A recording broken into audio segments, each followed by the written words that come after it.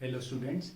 So we are doing chapter 7, that is system of particles and rotational motion, and in the previous lecture we studied about center of mass. I hope you have all understood that lecture. Today we will study next topic, that is rigid body. अब rigid body अगर आपसे पूछें simple English में rigid body तो आप बोलोगे कोई भी बॉडी जिसकी शेप डिफॉर्म नहीं होती, मतलब ये रिजिड है, अगर इसको मैं प्रेस करूं तो इसकी शेप रिमेन्स सेम, ठीक है ना। अगर हमारे पास कोई रबड़ बैंड है, हम उसको खींच रहे हैं तो उसकी शेप चेंज हो रही है, that is not a rigid body, ठीक है। जिसकी शेप चेंज नहीं होती उसको क्या बोलते हैं, रिजिड बॉडी। अब रिजिड बॉडी की एक और डेफिनेशन हम पढ़ सकते हैं। So rigid body is one whose constituent particles retain their relative position even when they move under the action of external force. क्या चीज, जो उसके बीच में जो पार्टिकल्स हैं, सपोज ये एक रिजिड बॉडी है, ठीक है, किसी भी शेप की हो सकती है, इसके बीच में बहुत सारे पार्टिकल्स हैं, तो अगर इस पे कोई फोर्स लगाए और ये मूव कर रही है तो उसकी जो पार्टिकल्स की रिलेटिव पोजीशन है वो सेम रहती है। अगर उस पर कुछ फोर्स भी लगा दिया तो रिलेटिव पोजीशन मतलब इस और इस पार्टिकल के बीच में जो डिस्टेंस है, इसके बीच में जो डिस्टेंस है, इसके बीच में जो डिस्टेंस है, वो हमेशा सेम रहेगा। कब होगा ऐसा? ऑब्वियसली जब शेप चेंज नहीं होगी इसकी, क्लियर, उसका रिलेटिव पोजीशन सेम रहेगा। ये अगर ये बॉडी मूव कर रही है तो हर पार्टिकल, सपोज ये बॉडी x डिस्टेंस मूव करी तो every particle will cover distance x, हर पार्टिकल x डिस्टेंस मूव करेगा। So that is a rigid body, clear. सो हमने डिफरेंट रिजिड बॉडीज पे उसका सेंटर ऑफ मास देखना है कहां पर होता है, clear. So we have to study centre of mass of a rigid body. अब centre of mass rigid body का कहां लाई करेगा, ये दो बातों पे डिपेंड करता है। Its position depends on, centre of मास की पोजीशन दो चीज पे डिपेंड करती है। किस पे? एक तो geometrical shape of body, body की ज्योमेट्रिकल शेप पे, और दूसरा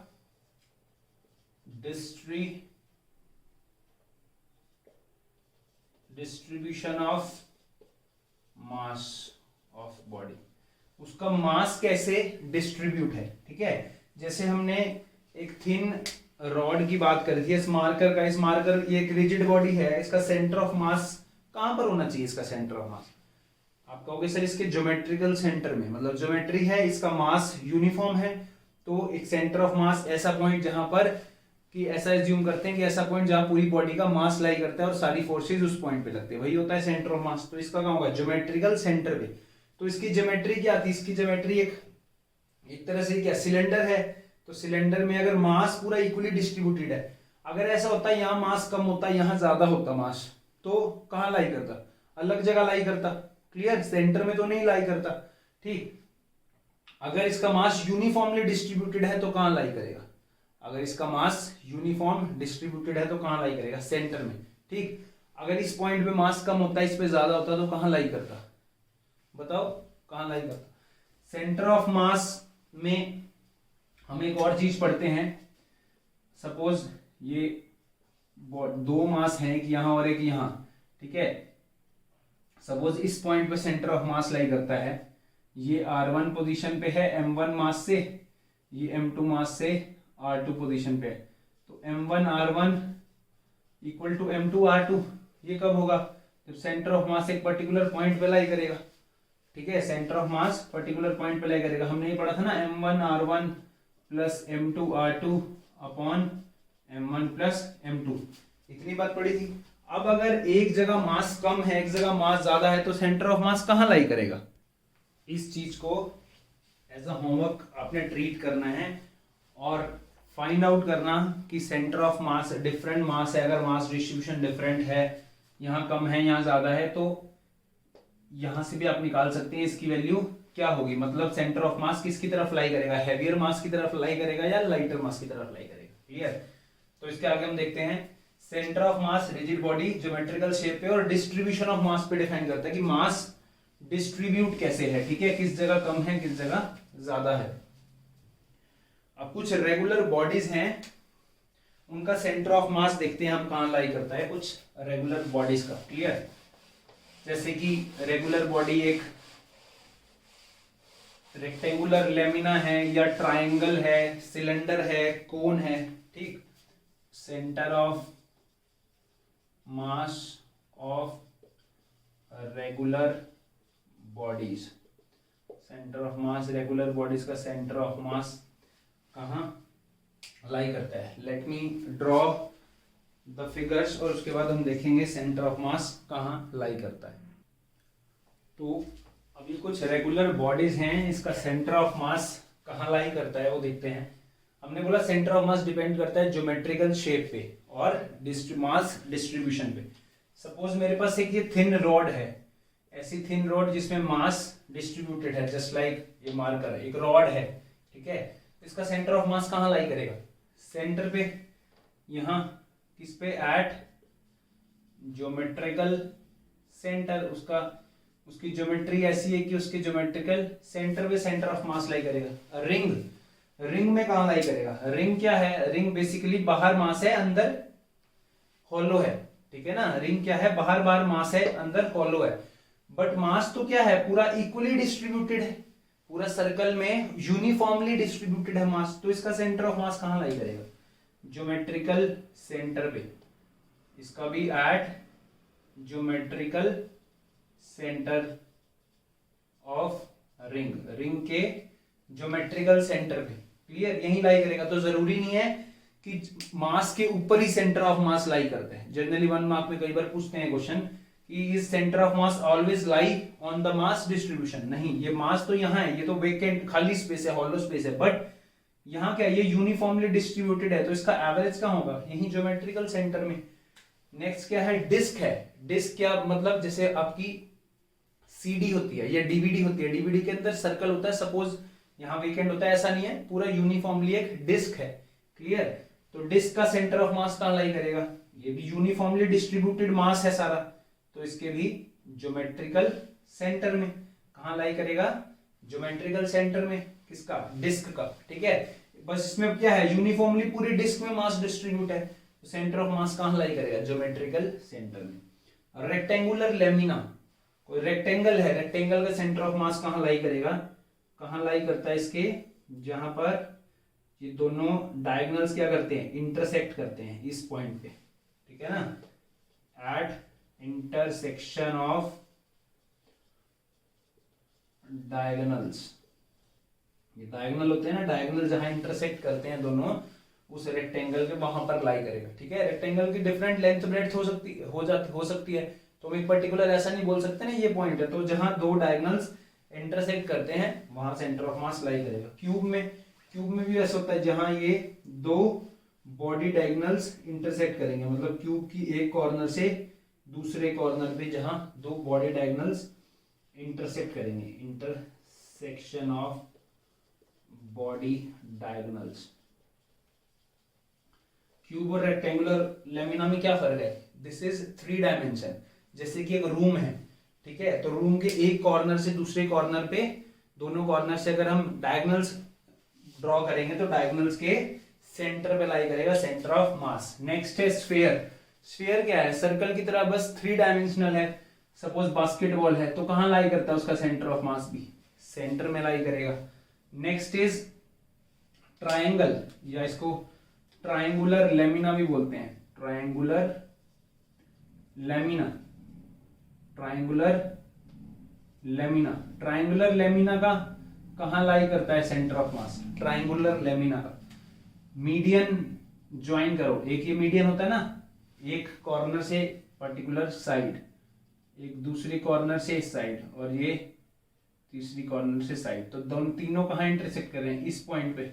जनरली ट्रायंगल का हम सेंट्रॉइड बोलते हैं, ठीक है ना, या intersection of median, intersection of medians के इंटरसेक्शन पे, ठीक है ना, इंटरसेक्शन ऑफ मीडियंस के इंटरसेक्शन पे।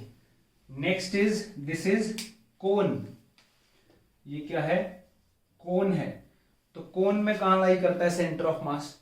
कोन का डिस्ट्रीब्यूशन ऐसा होता है, ये पॉइंट है, ये पॉइंट है। कोन का डिस्ट्रीब्यूशन ऐसा होता है कि ये जो बेस है, ये बेस है ना इसका कोन का, इससे सपोज कोन है जिसकी हाइट h है, तो बेस से h/4 हाइट पे यहां इसका कहीं सेंटर ऑफ मास होता है। At height h/4 from the base, इस बेस से h/4 इतनी यहां पर इस पॉइंट पे सेंटर ऑफ मास इसका लाई करता है। क्लियर?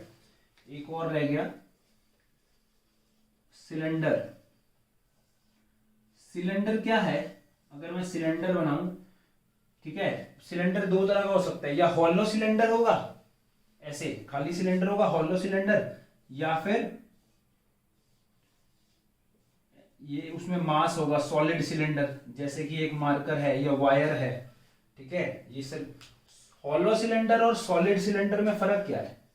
ये सॉलिड है और ये हॉलो है, इन दोनों में फर्क क्या है? या ये दोनों बने कैसे? सिलेंडर कैसे बनेगा हॉलो सिलेंडर? ये एक डिस्क है, इसमें बहुत सारी डिस्क को एक के ऊपर एक के ऊपर एक जोड़ता रहूं, स्टैकिंग। ये डिस्क है, ये डिस्क। तो अगर इसको एज अ होल देखेंगे तो ये क्या दिखेगा? ऐसा ही तो दिखेगा ना, एक सिलेंडर तो बहुत सारे डिस्क से बना है। डिस्क का सेंटर ऑफ मास कहां लाई करता है? सेंटर में। ऐसे पूरा सिलेंडर का कहां मास, सेंटर ऑफ मास लाई करेगा? यहां सेंटर में, ज्योमेट्रिकल सेंटर में सिलेंडर के। ऐसे ही सारी, सॉरी ये रिंग, मैंने डिस्क बोल दिया, रिंग है, सारी डिस्क को जोड़ दे हैं, डिस्क को स्टैक करो एक के ऊपर एक, तो क्या बनेगा? सॉलिड सिलेंडर बन जाएगा। ऐसे बहुत सारी डिस्क बना के ऐसे लगेगा जैसे एक सॉलिड सिलेंडर है, जैसे कि एक मार्कर। इसका सेंटर ऑफ मास कहां लाई करेगा? ये इसका ज्योमेट्रिकल सेंटर है, इसके ज्योमेट्रिकल सेंटर में। क्लियर? तो सेंटर ऑफ मास कहां लाई करता है? पोजीशन 1 मार्क 2 मार्क में क्वेश्चन पूछ सकते हैं। तो ये डिफरेंट रिजिड बॉडीज का, रेगुलर बॉडीज का सेंटर ऑफ मास है। क्लियर? जनरली मैं बोल सकता हूं कि ये मार्कर एक रिजिड बॉडी है, ठीक है, but that is a rigid body. अगर इन प्रैक्टिकल जो बॉडीज रिजिड होती हैं, पर्टिकुलर फोर्स के लिए होती है ना, एक पर्टिकुलर फोर्स के लिए होती है। अगर इस मार्कर को मैं हैमर से मारने लग जाऊं तो ये रिजिड तो नहीं रहेगा, ब्रेक हो जाएगा। एक पर्टिकुलर फोर्स तक ये ब्रेक नहीं होगा, तब तक ये रिजिड है। ठीक है, तो कोई भी बॉडी रिजिड होती है practically for a particular force, एक पर्टिकुलर फोर्स के लिए। नेक्स्ट जो हमने पढ़ना है रिजिड बॉडी के बारे में, that is rotational motion of rigid body. Rigid body का रोटेशनल मोशन पढ़ना है, रोटेशनल मोशन रिजिड बॉडी का। सपोज ये मेरे पास 3 डायमेंशन है। Clear? This is x, this is y, this is z। एक यहां कोई भी ये रिजिड बॉडी है किसी भी शेप की, मुझे नहीं पता, आर्बिट्ररी शेप बना दिया मैंने। क्लियर? ये पहले ऐसे अलोंग एक्स एक्सिस रखा हुआ है और ये कोई पॉइंट P है जिसको मैंने कंसीडर किया। इसमें बहुत सारे पॉइंट्स हैं, बहुत सारे पॉइंट्स हैं, ठीक है ना। इस पॉइंट, इसका कुछ पोजीशन वेक्टर है r1। जब मैं इस पूरी बॉडी को रोटेट करूंगा, मेरा मतलब है सपोज मेरे पास मार्कर है, मैं इसको रोटेट कर रहा हूं, है ना, रोटेट कर रहा हूं। जब भी रोटेट करूंगा, सपोज ये एक एक्सिस है कोई भी, इसके अबाउट ये रोटेट कर रहा हूं, घुमा रहा हूं, तो जो एक्सिस ये फिक्स्ड है जिसके अबाउट रोटेट कर रहा हूं उसको क्या बोलते हैं? Axis of rotation. क्या बोलते हैं? अगर ये ऐसे रोटेट हो रहा है, एक्स वाई प्लेन में घूम रहा है, तो जेड कहां है? ये बाहर है, तो इस केस में जेड क्या होगा? Axis of rotation. तो एक डेफिनेशन या बोल लो एक टर्म ये है एक्सिस ऑफ रोटेशन, जो रोटेशनल मोशन में हेल्प करती है। अब एक रिजिड बॉडी क्या है? बहुत सारे पॉइंट से बनी है। तो जब ये बॉडी मूव कर रही है, उसका मतलब क्या है कि हर पॉइंट क्या कर रहा है? एक सर्कल में मूव कर रहा है। जैसे इस पॉइंट P की बात करूं, अगर ये सर्कल में मूव कर रही है तो इसका मतलब क्या है? ये पॉइंट सर्कल में मूव कर रहा है, ठीक है। इस पॉइंट का हमेशा डिस्टेंस इस एक्सिस से, जो एक्सिस ऑफ रोटेशन है, ये वाला एक्सिस ऑफ रोटेशन है ना, ये एक्सिस तो फिक्स्ड है और ये चीज ऐसे इसके राउंड ऐसे मूव कर रही है सर्कल में, तो इस पॉइंट का इस एक्सिस ऑफ रोटेशन से हमेशा डिस्टेंस फिक्स रहेगा, ठीक है। ऐसे ही सपोज कोई और पॉइंट है, कोई यहां पॉइंट है, कोई यहां पॉइंट है, यहां पॉइंट है, यहां पॉइंट है, तो इसका ये रोटेट करेगा, क्योंकि पूरी बॉडी रोटेट कर रही है तो हर पॉइंट रोटेट करेगा, तो इसका हमेशा डिस्टेंस फिक्स रहेगा, ठीक है। ऐसे ही ये पॉइंट है, ये पॉइंट का डिस्टेंस फिक्स रहेगा। That means rotational motion, rigid body का रोटेशनल मोशन का मतलब क्या है कि उसके अंदर हर पार्टिकल रोटेट कर रहा है एक एक्सिस के अराउंड, जो कि फिक्स एक्सिस है, जिसका डिस्टेंस उस सर्कल, जो सर्कल पार्टिकल से बना, उस सर्कल से डिस्टेंस, परपेंडिकुलर डिस्टेंस हमेशा क्या है, फिक्स है। उस एक्सिस को बोलते हैं हम एक्सिस ऑफ रोटेशन। क्लियर। अब ये सपोज मार्कर एक ये एक्सिस है, ये पहले ऐसे रखा हुआ था मार्कर, ये मार्कर धीरे धीरे रोटेट करना स्टार्ट हुआ। क्लियर।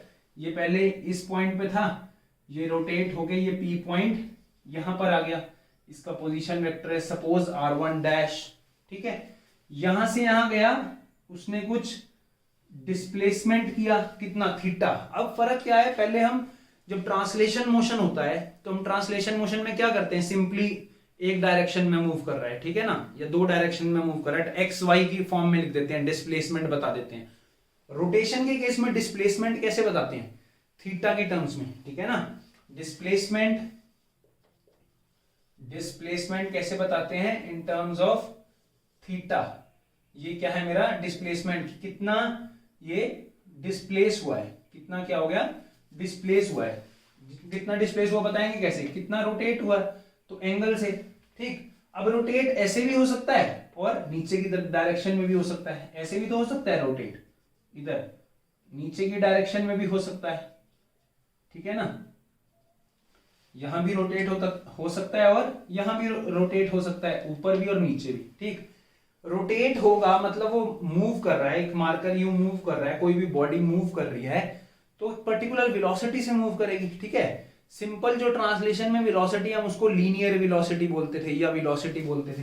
ठीक है, अब क्या बोलेंगे इसको, जैसे इधर मूव कर रहा है तो एक पर्टिकुलर वेलोसिटी से मूव कर रहा है, या इधर मूव कर रहा है एक पर्टिकुलर वेलोसिटी से मूव कर रहा है, और उस वेलोसिटी को हम क्या बोलते हैं, एंगुलर वेलोसिटी। वैसे मैं ये आपको पढ़ा चुका हूं, दोबारा रिवाइज करा रहा हूं, पिछले चैप्टर्स में हमने बात करी थी रोटेशनल मोशन में, कुछ सर्कुलर मोशन के केस में। ठीक है ना, सर्कुलर मोशन हमेशा सर्कल क्या है, 2 डायमेंशन की बात करेंगे। जब उसको मैंने रोटेशन बोल दिया दैट मीन वो 2 डायमेंशन में, 3 डायमेंशन में होगा। ठीक है ना, 3 डायमेंशन की बात करेगी, सर्कल हमेशा 2 डायमेंशन में। तो ये एंगुलर वेलोसिटी, ठीक है ना, एंगुलर वेलोसिटी होती है। 2 चीज हमने पढ़ ली तो, और इससे एक रिलेशन आता है, वेलोसिटी क्या होता रहा, change in displacement over time. ठीक है, क्या होता रहा, change in displacement over time. अब एवरेज एंगुलर वेलोसिटी निकालनी हो, ये एंगुलर वेलोसिटी तो कैसे निकलेगी, change in displacement over change in time. या इंस्टेंटेनियस निकालनी हो, इंस्टेंटेनियस एंगुलर वेलोसिटी, तो क्या होगा, D theta by D t. Same चीज लीनियर वेलोसिटी क्या होती थी, ds बाय dt, यही होता था। ये इंस्टेंटेनियस जो हम बात करते हैं, और एवरेज लीनियर वेलोसिटी कितनी होती थी, delta s by delta t, है ना। ऐसे ही एंगुलर वेलोसिटी है ओमेगा, एंगुलर वेलोसिटी है ओमेगा। अगर ओमेगा, और एक बात और, लीनियर वेलोसिटी और एंगुलर वेलोसिटी में रिलेशन क्या होता है, linear velocity equal to position vector multiply by angular velocity, multiply not cross product. Linear velocity is r cross omega, क्या होता है, r vector cross omega vector. Linear velocity v equal to are vector cross omega vector, r cross omega, ये r है, ठीक है, और ये omega है, आर क्रॉस ओमेगा, ये आर क्रॉस ओमेगा कहां होगा, थर्ड डायरेक्शन में, एक्सिस ऑफ रोटेशन की डायरेक्शन में। ठीक है, सो बहुत इंपॉर्टेंट रिलेशन है, v equal to r cross omega. Clear, ये तो थी वेलोसिटी की बात। अब बात आई, जैसे लीनियर एक्सीलरेशन पढ़ा, ऐसे ही एंगुलर एक्सीलरेशन भी होता है। एंगुलर एक्सीलरेशन, उसको हम अल्फा से डिनोट करते हैं, अल्फा। एंगुलर एक्सीलरेशन कितना होता है, वही एवरेज हुआ तो होगा delta omega by delta T. ठीक है, एवरेज हुआ, और इंस्टेंटेनियस हुआ, अगर इंस्टेंटेनियस हुआ, इंस्टेंटेनियस अल्फा, तो क्या होगा, डी ओमेगा, यही तो होता है change in velocity upon time, तो अल्फा कितना आ गया, इतना आ गया। और एक और रिलेशन बताता हूं, linear acceleration equal to r into angular acceleration, linear acceleration equal to r cross angular acceleration. इसको आप करोगे, इसको डिफरेंशिएट करोगे with respect to dv by d t, तो क्या बन जाएगा acceleration d r by d t. D r by d t तो नहीं बना, तो ये क्या मतलब है, क्यों नहीं बनेगा d r by d t? जब d by d t of इसका क्रॉस प्रोडक्ट करोगे तो एक बार डी बाई डी टी इसके साथ करना पड़ेगा, प्लस एक बार d omega by d t करना पड़ेगा। पोजीशन वेक्टर तो चेंज नहीं हो रहा ना, पार्टिकल का डिस्टेंस, ये पोजीशन वेक्टर तो सेम ही है, जो यहाँ होगा वो यहाँ होगा, तो एक वाली टर्म जीरो आ जाएगी और दूसरी टर्म कितनी आ जाएगी, d omega by d t वाली अल्फा आ जाएगी। तो linear acceleration is equal to r cross alpha, so b is equal to r cross omega, a equal to r cross alpha. Clear? ये तो बात थी रोटेशनल मोशन की कुछ पर्टिकुलर डेफिनेशन, एंगुलर वेलोसिटी और एंगुलर एक्सीलरेशन। क्लियर? अब वहां भी हमने पढ़ा था, जब हमने सेकेंड यूनिट पढ़ा था ट्रांसलेशन मोशन में वेलोसिटी एक्सीलरेशन, उसके बाद क्या पढ़ा था, इक्वेशंस ऑफ मोशन।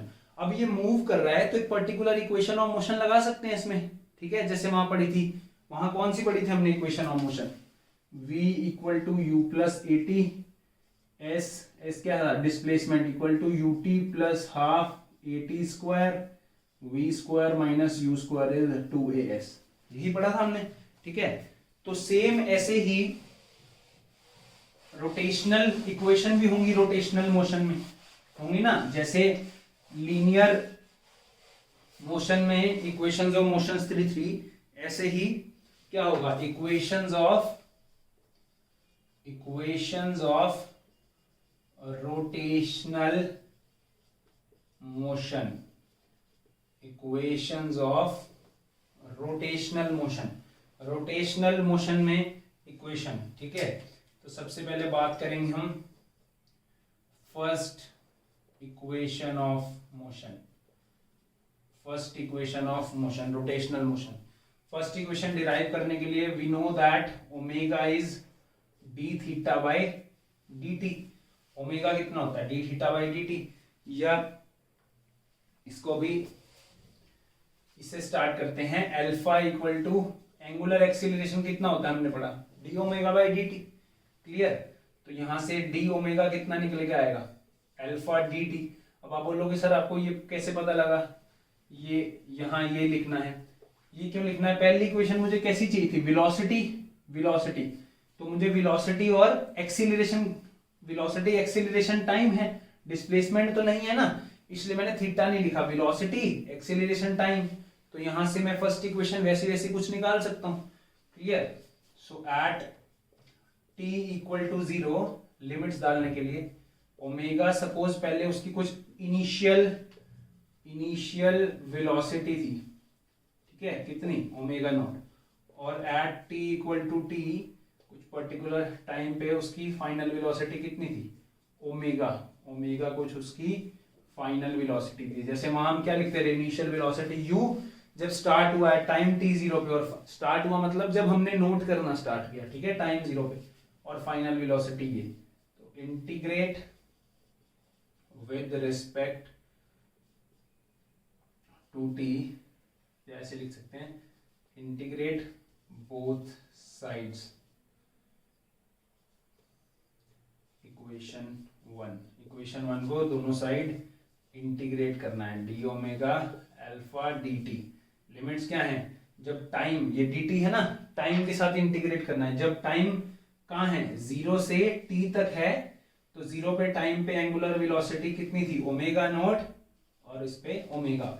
मैं ये दो लाइंस ना लिख के डायरेक्ट भी लिख सकता था, क्लियर, बट आपको समझ आना चाहिए कि टाइम t0 पे इनिशियल वेलोसिटी ओमेगा थी, और t टाइम पे फाइनल वेलोसिटी कितनी है, ओमेगा, तो ये इसकी क्या होगी, लिमिट्स, ये लिमिट्स होगी। अब डी ओमेगा का इंटीग्रेशन क्या होता है, डी ओमेगा का इंटीग्रेशन होता है ओमेगा, dx का x होता था ना, और यहाँ ये लिमिट्स।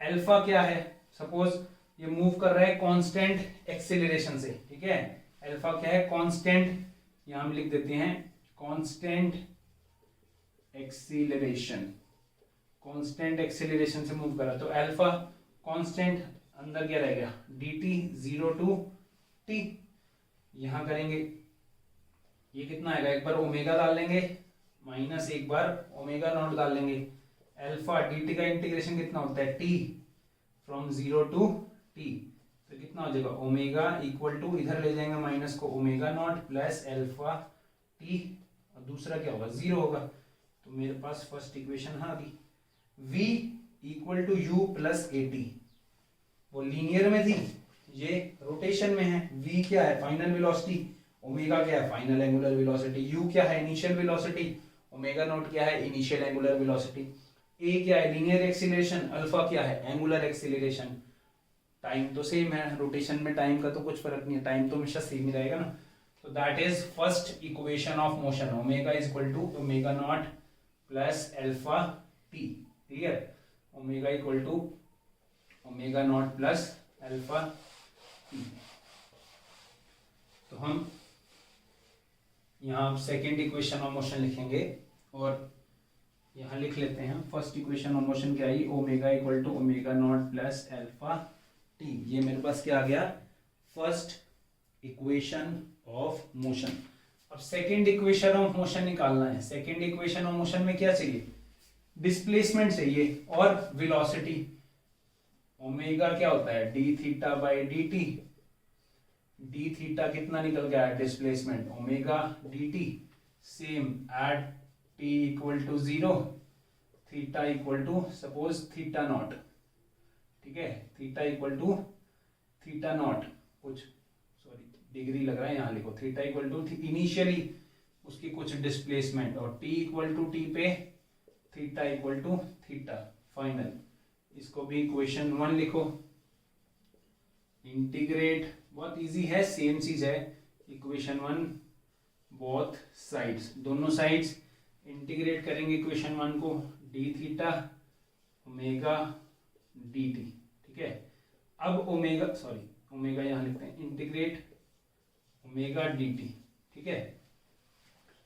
और लिमिट्स क्या है इसकी, टाइम टी 0 पे थीटा नॉट था और टाइम टी पे थीटा था, तो इनिशियल फाइनल लिमिट्स भी पता लग गई। अब एक बात सोचो, ओमेगा को हम इंटीग्रेशन से बाहर कर सकते हैं, ओमेगा को इंटीग्रेशन से बाहर नहीं कर सकते, क्योंकि ओमेगा किस पे डिपेंड कर रहा है, टी पे, ओमेगा की डिपेंडेंस है, ओमेगा फंक्शन है टी का। तो यहाँ क्या लिख सकते हैं, डी थीटा, सेम अभी नेक्स्ट स्टेप में इंटीग्रेशन करते हैं, omega naught plus alpha T, T T 0 से टी। ओमेगा को बाहर नहीं कर सकते थे, क्यों, क्योंकि ओमेगा टी पे डिपेंड कर रहा है, अभी हमने निकाला, तो ओमेगा की जगह यहाँ वैल्यू पुट कर देंगे, यहाँ साइड में लिख सकते हैं from equation omega equal to omega naught plus alpha t, clear. इसीलिए हमने स्टार्टिंग में 11th क्लास की स्टार्टिंग में इंटीग्रेशन पढ़ा था, जितना इंटीग्रेशन पढ़ा था उतना ही यूज हो रहा है। तो यहाँ पर डी थीटा का इंटीग्रेशन कितना होगा, theta from theta naught to theta, इसकी लिमिट्स हैं, ठीक है। इसको ब्रेकअप कर देंगे, ओमेगा नॉट एक्स प्लस, अलग अलग मैंने आपको कराया था ना, एक्स स्क्वायर प्लस 2x, इसका इंटीग्रेशन क्या होगा, तो एक बार एक्स स्क्वायर के साथ करते थे, मतलब एक बार ओमेगा नॉट के साथ कर देंगे, प्लस एक बार अल्फा टी डी टी के साथ कर देंगे, ब्रेक कर दिया, क्लियर।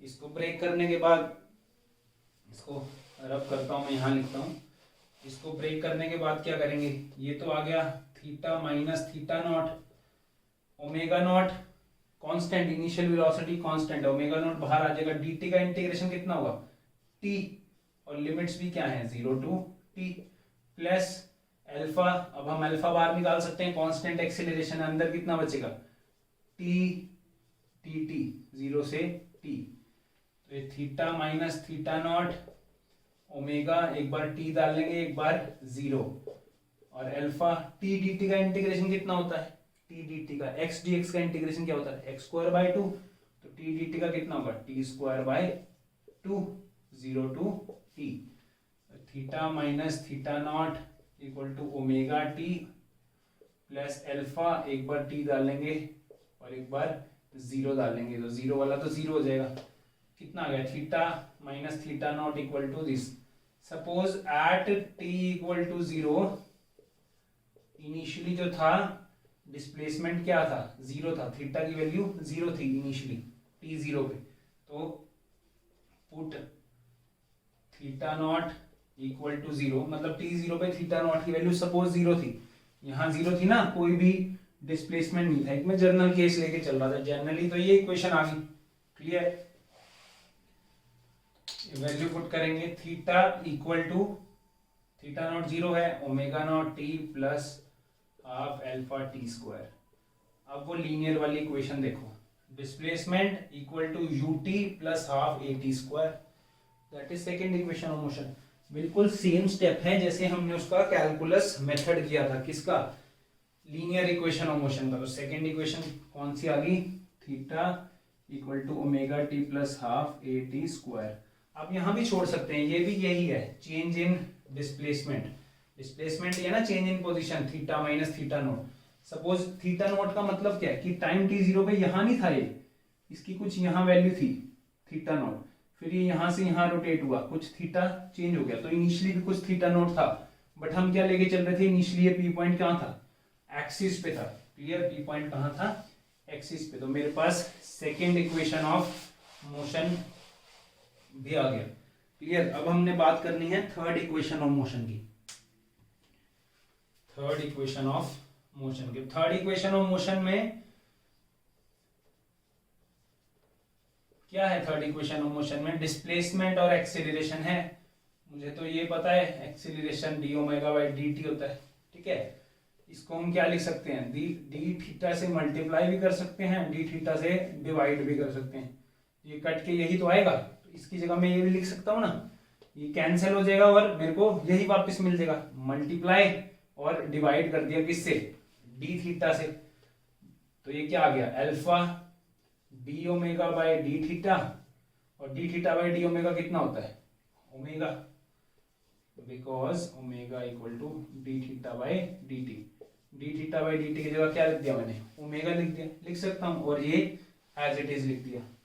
अब काम बन जाएगा, d omega equal to alpha d theta. Clear, वही same integrate both sides, integrate करेंगे तो omega d omega equal to alpha d theta लिख सकते हैं।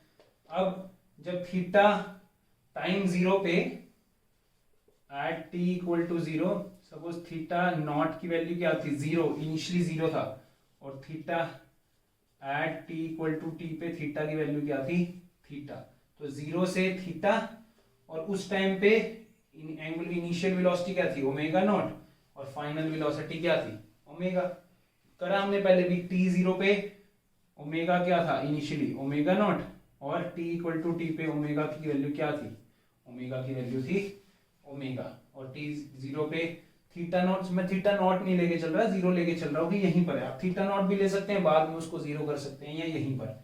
अब यहां पर क्या है, ओमेगा डी ओमेगा, ठीक है ना। सिंपली अगर यहाँ dt होता, अभी पहले वाले क्वेश्चन में क्या था dt, तो यहाँ ये t का फंक्शन है, ठीक है ना, t का फंक्शन। अगर dt होता तो मुझे यहाँ पर फिर से ये वाला सब्सटीट्यूट करना होता, बट अब तो ओमेगा डी ओमेगा है, कोई प्रॉब्लम नहीं है, simple omega square by 2 from omega naught to omega, और अल्फा कांस्टेंट है, डी थीटा का कितना होगा, थीटा 0 टू थीटा, तो कितना हो जाएगा, omega square by 2 minus omega naught square by 2। एक बार ये पुट करेंगे, एक बार ये, equal to alpha theta minus 0, यही होगा। नेक्स्ट स्टेप क्या होगा, omega square minus omega naught square, इसके ब्रैकेट में बाहर 1/2 इक्वल टू अल्फा थीटा, 2 उधर ले जाएंगे तो कितना होगा, omega square minus omega naught square equal to 2 alpha theta. तो ये क्या आ गया मेरे पास, थर्ड इक्वेशन ऑफ मोशन। देखो लीनियर केस में v square minus u square equal to 2as 2 alpha theta, simple. तो 3 इक्वेशन ऑफ मोशन है रोटेशनल मोशन के केस में। आप एक बार इसको खुद से प्रैक्टिस करोगे कॉपी में, बहुत इजी लगेगी। Clear, so 3 equations of rotational motion.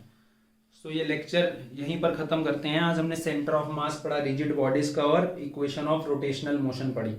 मैंने आपको एक होमवर्क दिया, जब दोनों मास अलग होंगे तो सेंटर ऑफ मास कहाँ लाई करेगा, पिछले लेक्चर में मैंने सेंटर ऑफ मास पढ़ाया था ना। सपोज मेरे पास ये दो मास हैं m1 m2, ठीक है। m1 is greater than m2, m1 mass m2 से बड़ा है, m1 मास ग्रेटर है किससे, m2 से, क्लियर। तो मेरा सेंटर ऑफ मास कहाँ लाई करेगा, टुवर्ड्स m1 और टुवर्ड्स m2, टुवर्ड्स m1 लाई करेगा, towards m2। That is your homework.